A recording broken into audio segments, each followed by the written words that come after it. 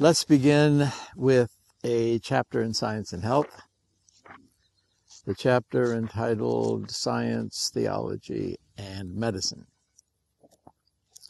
It begins with two epigraphs, one from Paul and then one from Matthew, the parable of the woman who hid the leaven. And it reads like this: "The kingdom of heaven is like unto leaven, which a woman took and hid in 3 measures of meal, till the whole was leavened." I think of science, theology, and medicine as being 3 important areas of human experience and activity, but education is a 4th measure of meal.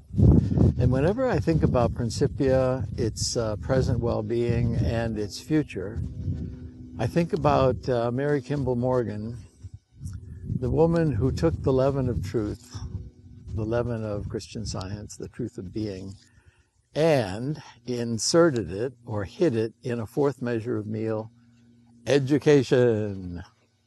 And of course, there are many others. There's government, there is economics, there is art, there is philosophy. All of these different institutions that make up our civilization would benefit from having the leaven of truth leaven the whole lump. So I have a feeling about the future of Principia that's very confident and very strong, because the metaphysical idealism that supercharges the whole concept of this institution, an experiment with the leaven of truth at work in the realm of education, is so idealistic and so powerful and so secure that when somebody says, well, what do you think about Prin's future? I always give a very confident and strong answer. Now, let me tell you 2 experiences that happened when I was a rookie faculty that have to do with the leaven of truth at work in educational activity. The dean had an interview with me when I was first hired, and he said, "Colin, you know, you're supposed to do metaphysical work for Principia every day. That's part of your obligation, that's part of your responsibility as a faculty." And so I said, well, I know how to give a treatment for a person, but how do you give a treatment for an institution? And he said, and I believe this metaphysical principle, although not everyone agrees, he said that for every counterfeit, every human counterfeit in our ordinary waking human experience, there is a spiritual original.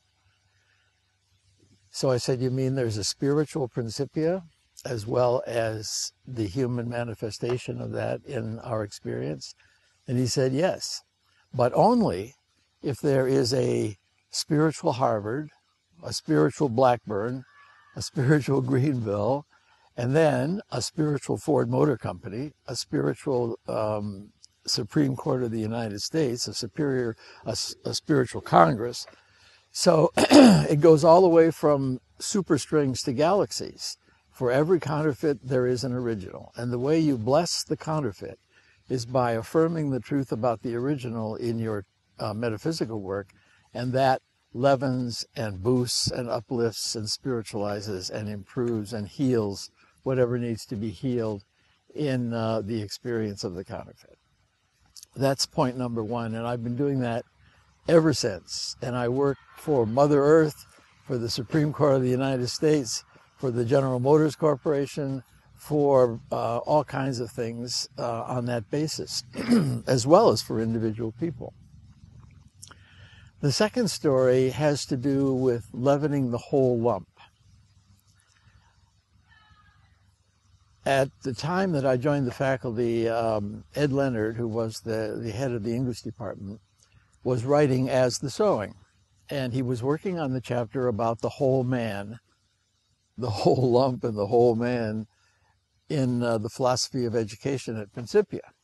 Now, I had just come out of graduate school, the young Turk, who was full of himself and full of the idea that intellectual excellence had to be imposed on the students no matter what. So I went to him and I said, Ed, you have a great chance now. You can write this chapter. You put the moral and the spiritual at the top. Then comes the academic and the intellectual. And then at the bottom, the social and the athletic. And he looked at me for a moment and he said, Colin, you're not only wrong, you're very wrong. I just came from a conference with Mrs. Morgan about this concept of the whole man. And she said this to me: the learning that goes on the playing field is just as important as anything you learn in the classroom. How about that? The whole man really is whole. And just imagine how many directors of athletics would like to be working at an institution where built into the philosophy of the institution, the educational philosophy, was such a backup for athletic activities. And this worked out in my own life. I played football for 4 years. I only got into 3 games the whole time I played football. But I learned a huge amount on the playing field. The final thing I want to say has to do with the fact that I'm a substitute Sunday school teacher in the college Sunday school.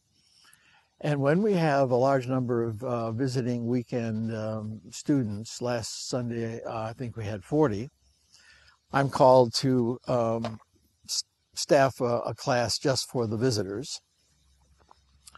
And what happens in my hour-long with them is very reassuring to me about the future, not only of Principia, but the Christian Science movement upon which Principia depends.